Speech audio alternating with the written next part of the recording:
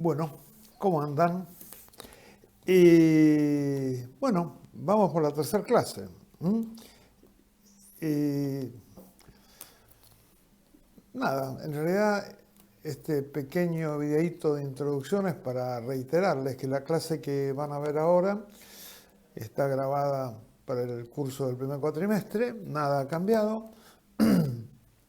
Tengan en cuenta que cuando termina los invito al foro a las 9 de la mañana y en realidad no es el foro, ahora es el Google Meet y no es a las 9 de la mañana, sino que es a las 9:30 de la mañana del viernes.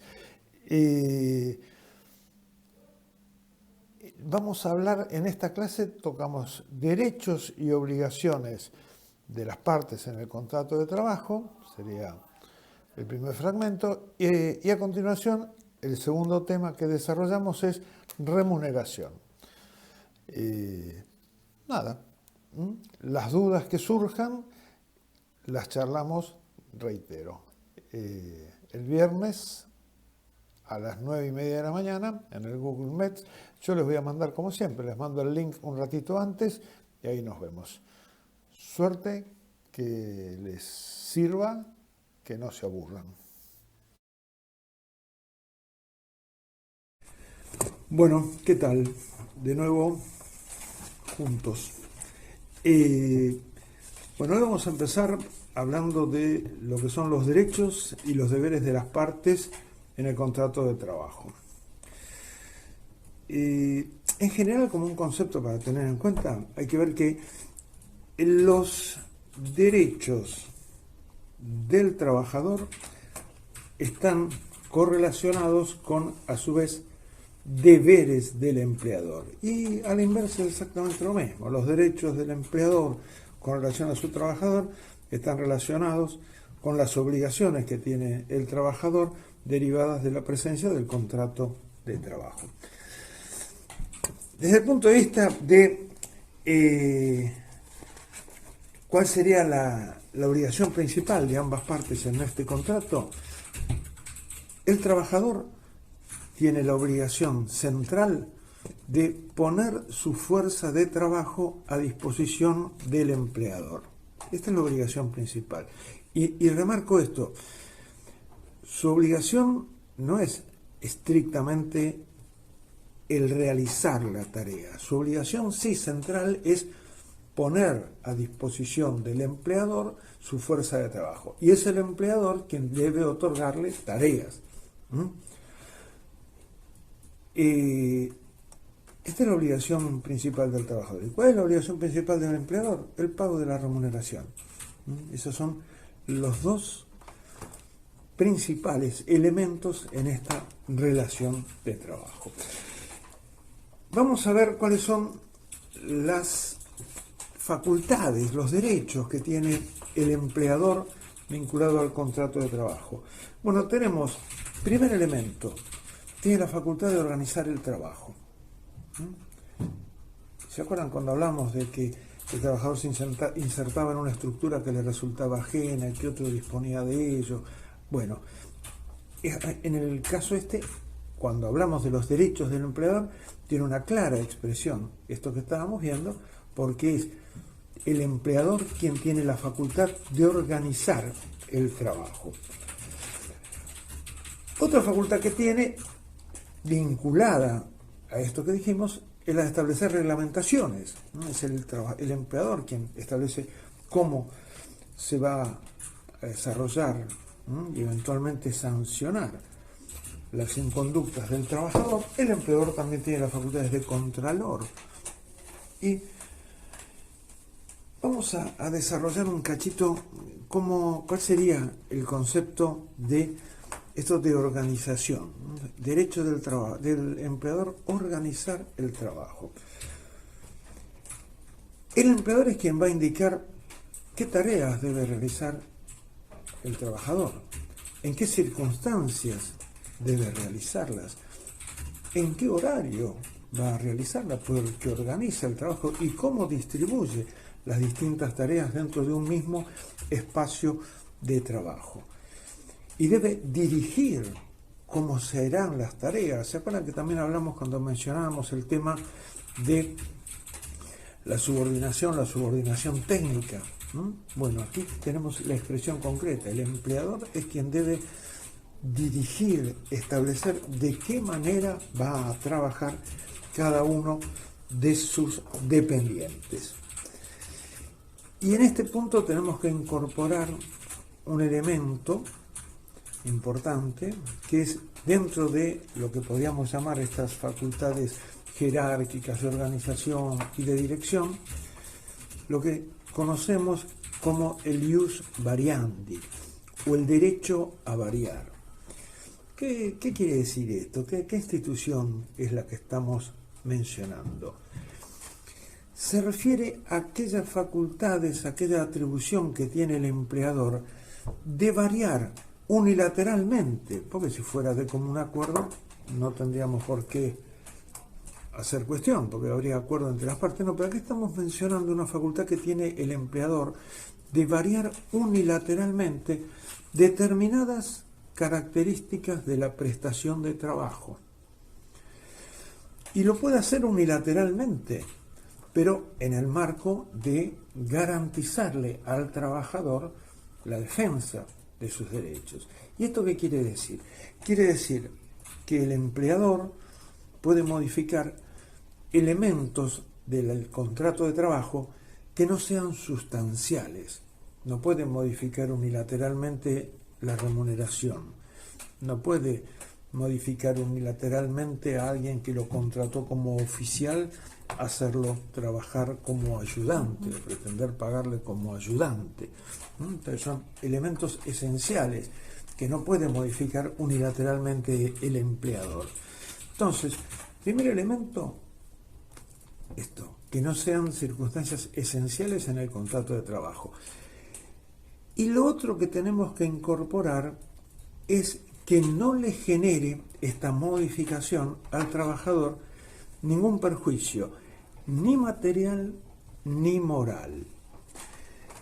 Por ejemplo, si varía la forma en que liquida un premio, por ejemplo, el premio de asistencia, que lo reduce o que establece unas condiciones más severas para tener derecho el trabajador a ese premio, estaría modificando una circunstancia que quizás no fuera la esencial, la principal del contrato, pero sí le estaría generando un perjuicio concreto al trabajador, un perjuicio económico. Pero no alcanza con que haya un perjuicio económico. También podemos mencionar que no se le debe generar un perjuicio moral. ¿Y cuál sería, por ejemplo, la generación de un perjuicio moral? Y bueno, en el caso cualquiera de ustedes, no en estas circunstancias, que la cursada es virtual y los horarios son diversos, para cada uno puede adoptarlo a sus necesidades. Pero vamos a imaginar que nosotros estuviéramos haciendo la cursada presencial y que ustedes estuvieran cursando esta materia de manera tal que salen de la cursada a las 12 del mediodía y tienen el tiempo justo para llegar al empleo donde tienen que ingresar a las 13 horas. ¿Qué sucede si el empleador resuelve modificar el horario de trabajo y dice, bueno, a partir de la semana que viene, en lugar de ingresar a las 13 horas, van a ingresar a las 12? Obviamente, esta circunstancia les va a impedir a ustedes continuar la cursada, porque si continúan la cursada hasta las 12, que es la hora en que tienen que ingresar a trabajar, no tienen ninguna posibilidad de llegar. Por lo tanto, se genera una imposibilidad y o dejan la cursada o dejan el trabajo.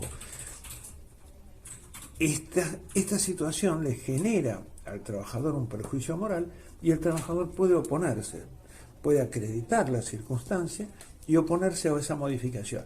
Modificación que no aparece como esencial, porque realmente si pensamos en la modificación del horario de trabajo, formaría parte de aquellos elementos que podría modificar el empleador si no generara un perjuicio. Pero aquí lo está generando. ¿Cómo puede actuar el trabajador ante una pretendida modificación en la relación laboral? La secuencia sería de esta manera. el empleador le remite una comunicación, puede ser a través de una carta documento, un telegrama, haciéndole saber que a partir de tal día será modificado el horario de ingreso a trabajar, el que en lugar de ser las 13 horas, vamos al caso, al ejemplo que hemos visto, será el ingreso, deberá registrarse a las 12 horas. El trabajador quiere oponerse a esta medida del empleador y entonces tiene que contestar ese telegrama manifestándole que, imposibilitado de aceptar la modificación del contrato de trabajo, está porque esa modificación le genera un perjuicio moral, ya que le impide continuar con sus estudios universitarios.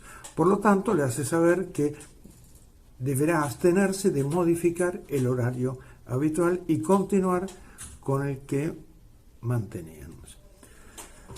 Imaginemos que el empleador insiste y le manda una nueva comunicación y dice: desconozco el perjuicio que usted menciona y reitero, a partir de tal fecha su horario de ingreso será el de las 12 horas. Planteado el conflicto, ahí el trabajador tiene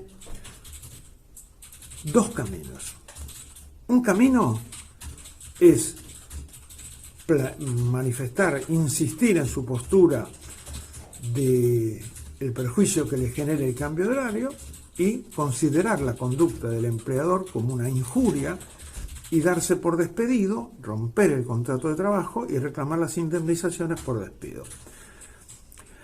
La otra posibilidad que tiene es la de iniciar una acción judicial sumarísima que tramita obviamente ante los tribunales de trabajo, donde va a plantear la situación y va a solicitar, como una medida preliminar, una medida cautelar, el mantenimiento de las condiciones de trabajo hasta tanto se resuelva en esa acción sumarísima la cuestión.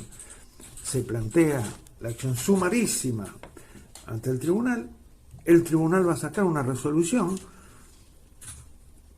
donde va a justamente manifestar que deberá abstenerse el empleador de modificar las condiciones del contrato de trabajo y bueno, abrirá el expediente a prueba, el trabajador demostrará si efectivamente le genera un perjuicio o no se lo genera y bueno, y finalmente ese expediente tendrá una sentencia donde seguramente se va a resolver que efectivamente no se pueden modificar las condiciones de trabajo, porque es de suponerse que si el trabajador hizo todo este planteo, justamente es porque efectivamente se genera ese perjuicio.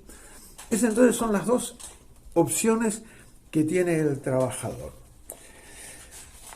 Más allá de el ejercicio del ius variandi, más allá de esta situación puntual, hay otro elemento que debe tener en cuenta el empleador siempre que pretenda generar una modificación en el contrato de trabajo, y es que esa modificación debe guardar razonabilidad, debe tener una explicación, una razón de ser, no puede ser arbitraria, y de ninguna manera se puede generar modificaciones en las condiciones de trabajo como una especie de sanción disciplinaria, como una especie de represalia de parte del empleador ante una conducta que él entiende debe sancionar en el trabajador. Esta situación también está expresamente penada y está prohibida y se impide que se lleve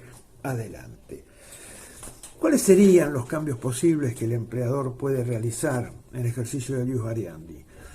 Bueno, puede cambiar el horario, desde el punto de vista de un horario razonable que no genere un perjuicio al trabajador. Si no se diera esta circunstancia de que el trabajador está cursando en la universidad, adelantar o atrasar una hora el horario de ingreso no tendría por qué ser una circunstancia que le genere un perjuicio.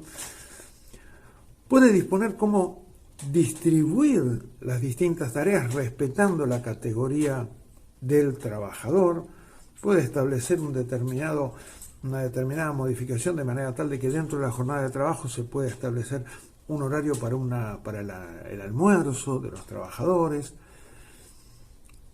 En general, insisto, tienen que ser todas medidas que guarden razonabilidad.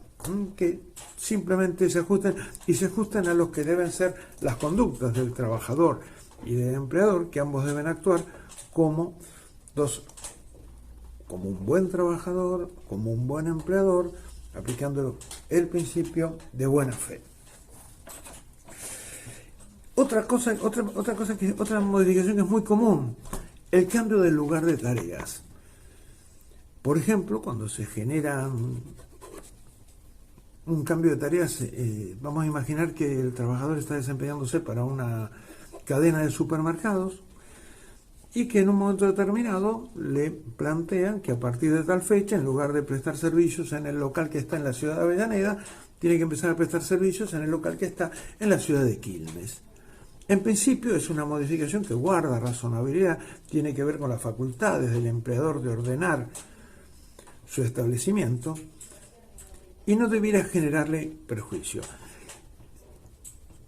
Distinto sería, porque además aproximadamente entiendo que no hay una gran distancia entre un lugar y otro. Distinto sería que en un momento determinado yo estoy trabajando en Avellaneda y me digan que empiezo a trabajar en Zárate o en la ciudad de La Plata, lo que me implica un horario de traslado importante, y ahí sí puedo oponerme y tendrá el empleador que buscar el mecanismo para resolver esta situación y este perjuicio, y que en general lo que se hace o se establece una compensación económica por el traslado, o se reduce la jornada de trabajo en la medida en que se incrementa el tiempo que le debe destinar el trabajador a el traslado.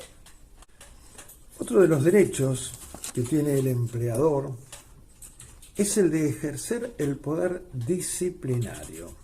¿En qué consiste? Bueno, consiste en que el empleador puede sancionar conductas del trabajador que considera inadecuadas para el contrato de trabajo.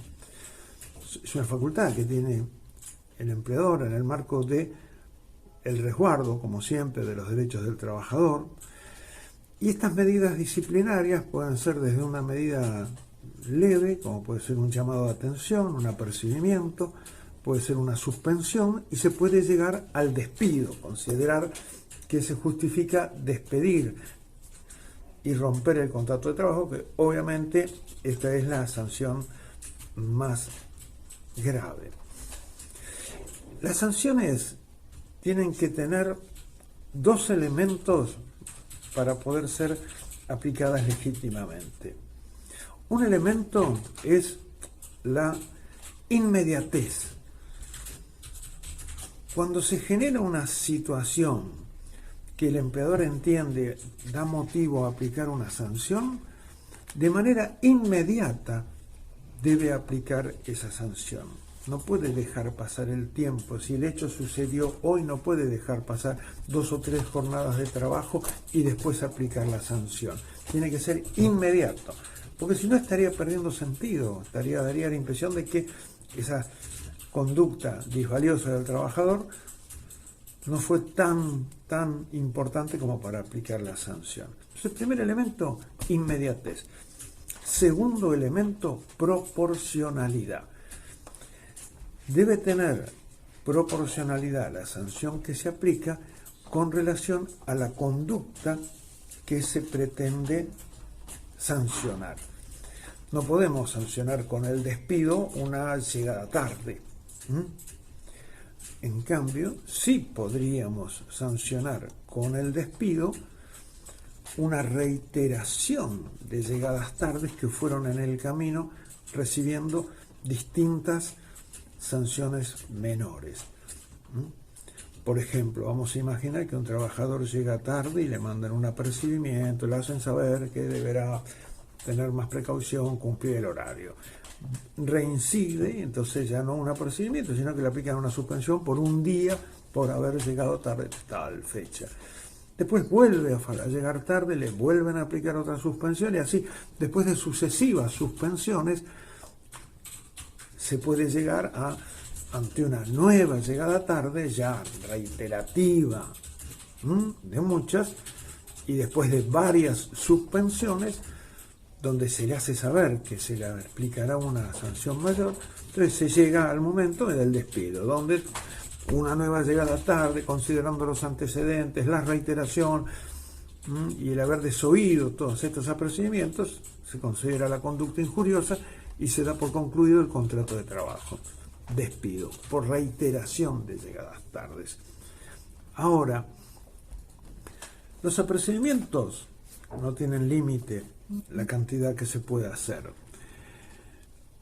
Las suspensiones tienen una limitación. No se puede suspender en el lapso de un año por más de 30 días a un trabajador por razones disciplinarias, o si entre las distintas causas de suspensión, que puede ser falta de trabajo, disciplinarias, suman más de 90 días. ¿Por qué? ¿Cuál es la situación?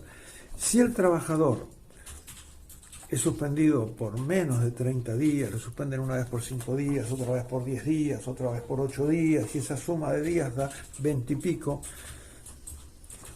esas suspensiones, si el trabajador considera que son injustas, que no tienen razón de ser, que la causa que se invoca no es razonable o que es falsa, el trabajador debe impugnarlas. Y no puede dejar pasar más de 30 días para impugnar la suspensión. Una vez que la impugna, la suspensión, si la suspensión no excede la suma de esa suspensión en los 30 días, puede iniciar una acción judicial reclamando los salarios, porque obviamente si lo suspenden no le van a pagar los salarios. Y entonces puede iniciar una acción, tiene abierta la instancia de hacer una acción para cobrar los salarios, siempre y cuando haya impugnado la suspensión. Esto está claro. Ahora, si la suspensión o la suma de las suspensiones por razones disciplinarias excede los 30 días, ahí el trabajador la impugna y tiene la posibilidad no solo de reclamar los salarios, sino de considerarlo eso como una injuria de su empleador y considerarse despedido y reclamar ya no solo los salarios, sino también la indemnización por despido. Bueno, decíamos entonces que el despido es la sanción más grave, implica detener, si es que se produce con justa causa y planteado judicialmente el reclamo, se demuestra que efectivamente existió justa causa, implica para el trabajador la pérdida de la posibilidad de cobrar una indemnización por despido. Para que el despido sea eficaz, tiene que guardar la relación de proporcionalidad que ya habíamos mencionado, y además tiene que, juzgado por los jueces, acreditarse que efectivamente la causa invocada justifica el despido. Pero esto, bueno, igual esto lo vamos a ver un poco más en detalle cuando tratemos en el artículo 245 la indemnización por antigüedad en el contrato de trabajo. Otra facultad que tiene el empleador es la facultad de control, o sea, el empleador tiene la posibilidad de controlar cómo las conductas, las actitudes, eventualmente el ingreso o el egreso de determinados elementos del establecimiento, para lo cual puede haber controles personales, está autorizado a que se haya controles personales. Esos controles pueden implicar revisar la mochila, las pertenencias del trabajador en el momento de ingresar o de egresar del establecimiento, pero bueno, estos controles tienen que resguardar la integridad física y moral del trabajador, y además tienen que ser, digamos así, tienen que tener algún mecanismo de alia, de manera tal de que no se pueda establecer un control para un trabajador sí y para otro no. O se controla a todos los trabajadores, o si hay una selección del control con relación a un trabajador, eso no puede ser al arbitrio del empleador, sino que tiene que haber un sistema automático que señale a qué trabajador se puede y a cuál se lo deja ir sin controlar. Otra facultad dentro de este esquema de control es el tema de controlador médico. Y acá una cosa importante, ¿no? O sea, el empleador tiene la facultad de controlar cuando el trabajador plantea que está faltando, ausente por enfermedad, tiene la facultad de controlar que efectivamente el trabajador esté imposibilitado de trabajar. Pero, ojo, el trabajador simplemente informa que está enfermo, imposibilitado de trabajar. Y es el empleador el que tiene que verificar, si es que quiere, porque duda de la afirmación del trabajador, si éste está o no enfermo y si esa afección le impide ir a trabajar. De la misma forma, o sea, así como el empleador es el quien debe verificar si, mejor dicho, no es que debe, sino que puede verificar, tiene las facultades para hacerlo, si el trabajador efectivamente está enfermo, el control médico, cuando va al domicilio de un trabajador que denunció que no podía trabajar, no es el que tiene que hacerse cargo de la cura, ni prescribirle medicamentos, ni nada. Simplemente el control médico va a verificar si se da la situación de enfermedad y la imposibilidad de trabajar. Otro elemento que también está regulado desde el punto de vista de los derechos del empleador y también en este caso los derechos del trabajador es qué pasa cuando se genera algún invento durante el desarrollo de las tareas. Bueno, si el trabajador fue contratado para desarrollar determinado aspecto y a partir de esa investigación aparece algo que podemos definir como un invento, una novedad, bueno, fue contratado para eso. Por lo tanto, el derecho a ese invento, a esa creación, es del empleador que lo contrató para investigar ese tema. Pero si la circunstancia se da en otro marco, en el marco de un contrato de trabajo normal donde el empleador no contrató para que descubriera ninguna cosa novedosa, sino simplemente para que hiciera su tarea, y el trabajador descubre algún invento, algo novedoso, es el trabajador el que tiene derecho a ese invento. Vamos a seguir ahora también, vamos a ver cuáles son los deberes del empleador. Los deberes del empleador fundamentalmente son, primero, el pago de la remuneración. Habíamos dicho ya cuál era la obligación central, principal del empleador, bien, el pago de la remuneración. El otorgar tareas. Es obligación del empleador dar tareas, no solo el pago de la remuneración, sino tiene la obligación de dar tareas. El trabajador puede reclamar que le den tareas, no tiene por qué estar ocioso, obviamente si es en el marco de circunstancias normales. Puede suceder, como hoy lo estamos viendo, circunstancias excepcionales donde el trabajador va a permanecer ocioso y el empleador está imposibilitado de darle tareas. Entonces, pago de la remuneración, otorgamiento de tareas, el deber de seguridad a cargo del empleador. El empleador está obligado a brindar a su trabajador en el espacio en el que éste desarrolla tareas, seguridad laboral. Debe cumplir con todas las normas de seguridad y sanidad industrial. El trabajador tiene que estar protegido en el desarrollo de sus tareas. Hay infinidad de normas específicas y el empleador está obligado a cumplirlas. El incumplimiento de estas normas genera dos efectos. Primero, ante cualquier daño provocado, el incumplimiento contractual. O sea, se genera la responsabilidad civil del empleador por el incumplimiento de una norma. Y la otra posibilidad que tiene el trabajador es la de abstenerse de realizar tareas. Obviamente abstenerse de realizar tareas, pero reclamando el pago del salario, porque se va a estar absteniendo de realizar tareas por culpa de su empleador que no le garantiza las condiciones de trabajo que le implican la protección a su seguridad personal. Hemos mencionado que,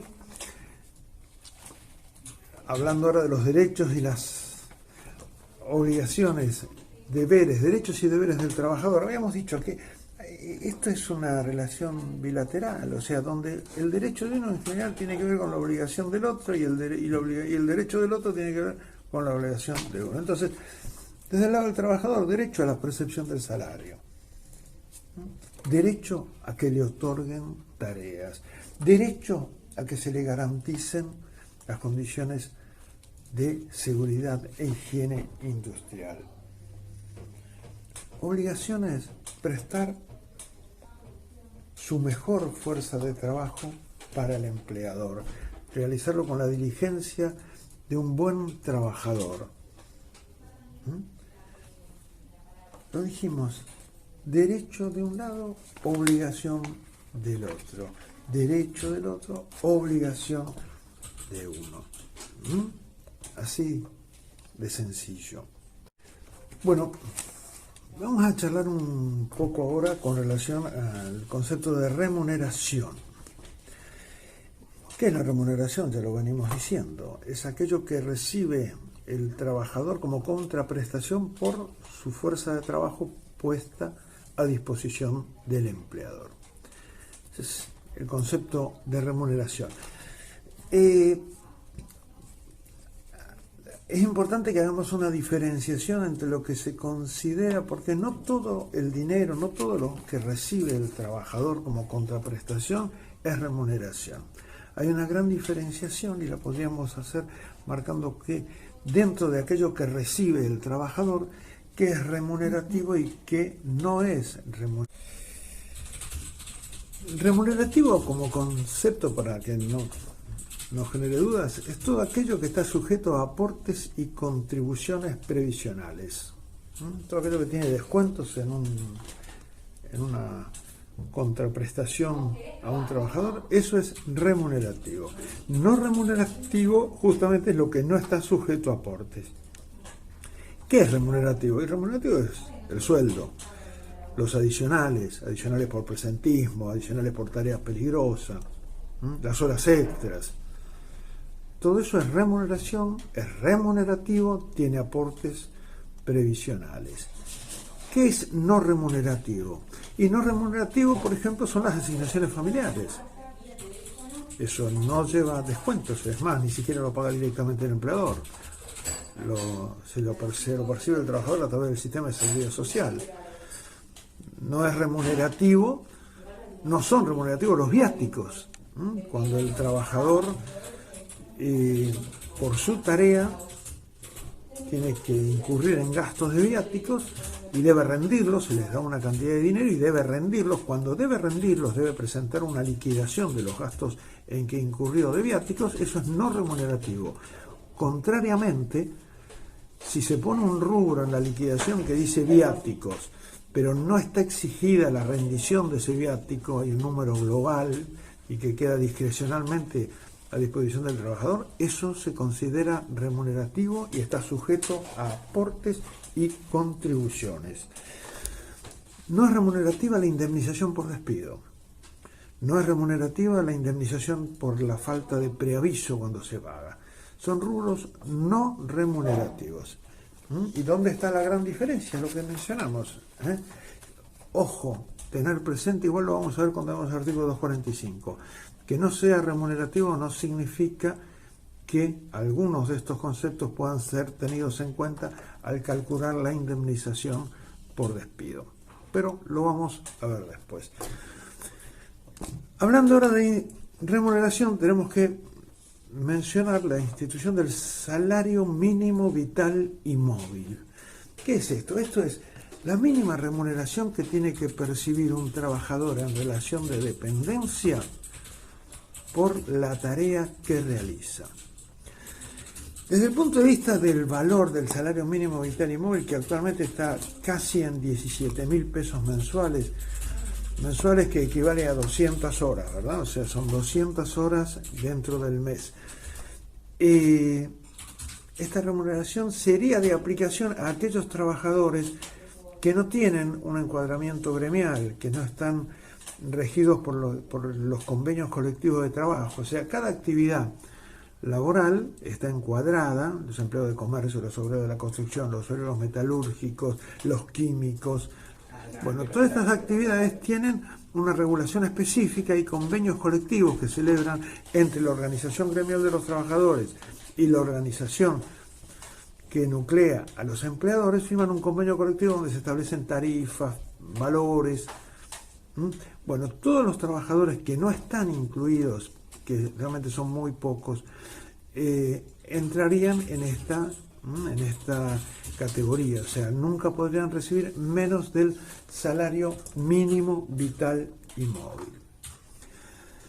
El salario mínimo vital y móvil está fijado, se actualiza cada 6 meses y lo fija un órgano que se llama el Consejo del Salario Mínimo Vital y Móvil. Es un organismo que funciona en las dependencias del Ministerio de Trabajo, es un organismo tripartito, están los representantes del Ministerio de Trabajo, los representantes de los empleadores y los representantes de los trabajadores. Se reúne esa comisión y cada 6 meses actualiza el valor del salario mínimo vital y móvil. Es un valor de referencia, porque obviamente ningún convenio colectivo va a pactar salarios por debajo de este salario mínimo vital y móvil. Otro concepto que tenemos que analizar ahora cuando hablamos de remuneración es el sueldo anual complementario, ¿no? El aguinaldo. El aguinaldo es una remuneración que reciben todos los trabajadores en relación de dependencia, que la fecha de pago es el 30 de junio y el 18 de diciembre, y que consiste, en principio, genéricamente vamos a mencionarlo, en medio sueldo. Es el sueldo anual complementario.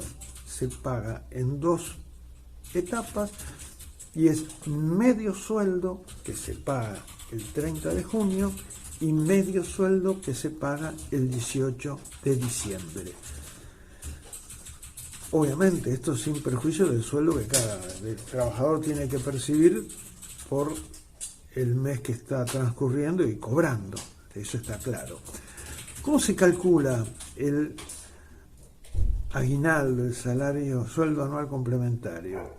Se calcula en base a la mejor remuneración que tuvo el trabajador en el semestre, fuere por las circunstancias que fuere. Y bien pudo haber sido una remuneración extraordinaria, que hubo un mes que cobró una cifra muy superior a la que habitualmente percibía. Bueno, esa va a ser la que se tomará en cuenta siempre, la mayor remuneración percibida durante el semestre, y de esa mayor remuneración va a percibir el trabajador el 50%. Y la misma ecuación se hace en diciembre. En diciembre se da la circunstancia de que lo cobre el 18 de diciembre, cuando eventualmente todavía podría no saberse exactamente cuál ha sido la mejor remuneración del semestre. Bueno, esto no impide que se liquide el 18 de diciembre en los términos de cuál ha sido hasta ese momento la mejor remuneración, y si hubiera una liquidación mayor, se ajustará transcurrido el periodo, transcurrido el mes de diciembre. El sueldo anual complementario también se puede cobrar en el momento en que concluye el contrato de trabajo, porque es una remuneración que se supone que el trabajador va ganando mes a mes, va acumulando mensualmente el derecho a cobrarlo. Entonces, en un contrato de trabajo que concluye en el mes de octubre,